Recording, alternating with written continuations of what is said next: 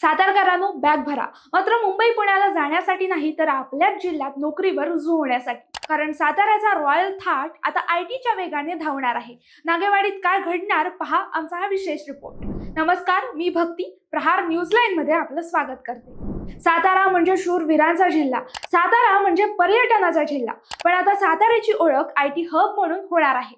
मुख्यमंत्री देवेंद्र फडणवीस यांच्या नेतृत्वाखाली झालेल्या मंत्रिमंडळ बैठकीत साताऱ्याचं नशीब पालटणारा निर्णय घेण्यात आलाय. साताऱ्यात नेमकं काय घडणार?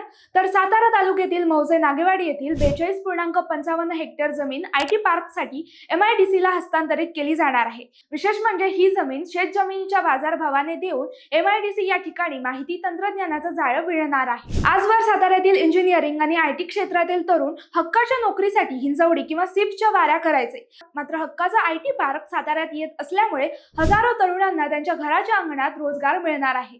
नागेवाडीच्या या 42 हेक्टर परिसरात मोठमोठ्या टेक कंपन्या आपले डेरे टाकतील. त्यामुळे केवळ आयटीच नाही तर हॉटेलिंग, ट्रान्सपोर्ट आणि रिअल इस्टेट क्षेत्रालाही मोठी चालना मिळणार आहे. मुंबई, पुणे, नागपूर आणि आता नवी मुंबईच्या आयटी पार्कच्या रांगेत आता साताऱ्याचं नाव सन्मानानं घेतलं जाईल. साताऱ्याच्या या नागेवाडी मॉडेलमुळे जिल्ह्याचा आर्थिक नकाशात पूर्णपणे बदलून जाणार आहे. केवळ पर्यटनावर अवलंबून न राहता साताऱ्याने तंत्रज्ञानाची कास धरणं हे जिल्ह्याच्या शाश्वत विकासासाठी टाकलेलं एक अत्यंत महत्त्वाचं पाऊल आहे. नागेवाडीतील हे आयटी पार्क म्हणजे साताऱ्यातील शिक्षित बेरोजगारीवरचा एक कायमस्वरूपी तोडगा ठरणार आहे. आता अजिंक्य तारा फक्त सह्याद्रीतच नाही तर सॉफ्टवेअरच्या जगातही चमकणार आहे, एवढं नक्की. तर सातारकर आता सज्ज व्हा. नागेवाडीचं मैदान आता तंत्रज्ञानासाठी मोकळं झालंय.